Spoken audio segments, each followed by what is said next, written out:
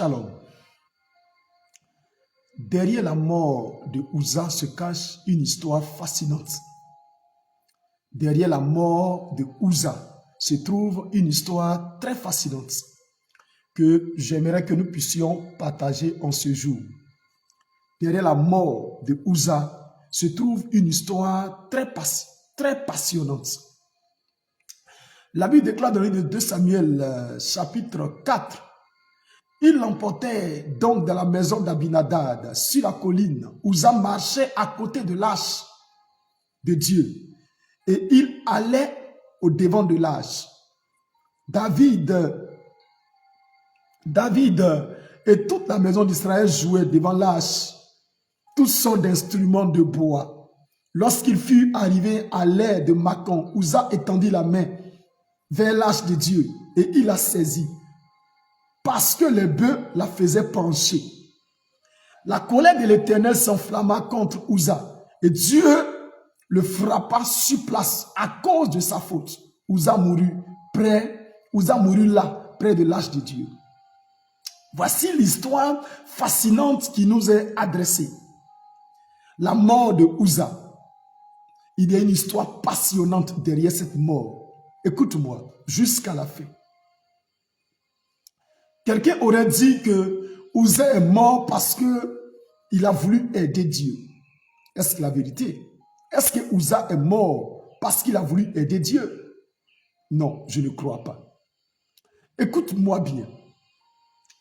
En Nombre chapitre 4, verset 15, nous voyons que David lui-même, qui a ordonné qu'on transporte l'arche pour l'amener dans la cité de David, a commis une faute lui-même. La faute grave que David a commis était quoi? Était que lui-même savait très bien qu'on ne devait pas mettre l'arche sur le dos des bœufs, des chars pour le faire entrer dans la cité. Le char, l'arche devait être porté par les porteurs, parce qu'il avait été donné au Kéhat de porter l'arche. L'arche ne devait pas se transporter, mais plutôt être porté. Et David a commis une erreur là. Donc Dieu lui-même était déjà fâché parce que l'arche était transportée, pas portée. Et la deuxième erreur qui s'est commise là, en Nombre chapitre 4, verset 15, nous comprenons bien qu'il y a une erreur que Uza venait de faire. Il était carrément interdit de toucher aux choses saintes. Donc, la loi qui a été donnée par Moïse, et cette loi disait qu'on ne devait pas toucher aux choses saintes. L'arche ne devait pas être touchée par les kéhats, par les transporteurs, personne. Donc, nous comprenons que Uza était un transporteur. Donc, il ne devait pas toucher à l'arche. Et c'est quelque chose que Dieu ne tolère pas. Parce que c'était une chose sainte. Et la vérité que j'ai découverte dans ce verset, il était interdit, carrément interdit à Uza de toucher à l'arche. Est-ce que tu penses qu'il leur est permis de te toucher? C'est là que j'ai compris le sens de la Bible qui dit « Ne touchez pas à mes oins ». Il y a des combats qu'on ne doit pas faire. Certains combats. Selon même, prier pour que la mort, le sorcier meure. La seule chose que tu as à faire, c'est de te sanctifier, de te consacrer. Tu deviens une zone interdite. Consacrons-nous. Devenons quelque chose de saint. Devenons des personnes saintes. Devenons des personnes consacrées. Nos territoires seront interdits d'être touchés. Uza a touché l'arche. Il est mort instantanément. Et si tu as l'arche qui habite en toi, personne ne peut te toucher et rester vivant. Personne ne peut toucher à ta vie et rester vivant. Personne ne peut toucher à tes enfants et rester vivant. Personne ne peut toucher à tes finances et rester vivant. Ne touchez pas à mes oins. Tu comprends le sens? Sanctifions, consacrons-nous, retournons-nous à la religion du départ.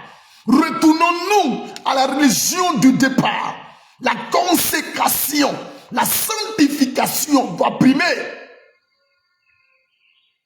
Uza est mort parce qu'il a touché une chose sainte.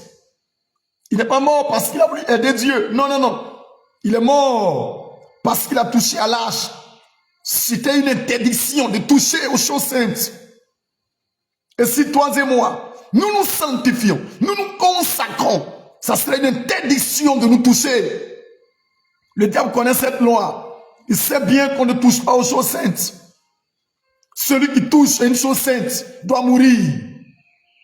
Tu as le Saint-Esprit en toi. J'ai le Saint-Esprit en moi. Nous nous consacrons. Le diable sait que notre maison, nos ministères, nos familles, nos foyers sont des choses saintes, des territoires interdits. Je suis venu révolter quelqu'un en ce jour. C'est vrai que tu pries pour la mort d'un sorcier. Le sorcier vivant, il te regarde. La seule chose qu'il te faut, allons nous sanctifier, allons nous rendre saints. Notre vie seront des vies que le diable ne pourra pas toucher. Ouza l'a témoigné. Il y a encore des Ouza sur la terre. Allons nous consacrer, allons nous sanctifier, allons chercher la face de Dieu. Celui qui touche à notre vie périra comme Ouza a péri. Cherche la sanctification, cherche la consécration, cherche la base. Allons chercher la base. Ouza est tombé, il est mort. On ne lui a pas toléré cela. Dieu ne tolérera pas aux sorciers, aux marabouts, aux personnes qui te touchent, si tu te consacres. Si tu te consacres, allons chercher la face de Dieu. Allons nous consacrer. Allons devenir saints.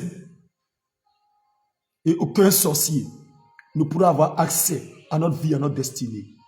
Derrière la mort d'Ouza se cachait un message très profond.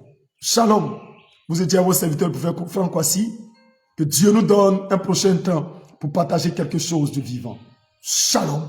Ouza est mort. Un message est derrière. Consacrons-nous. Devenons saints.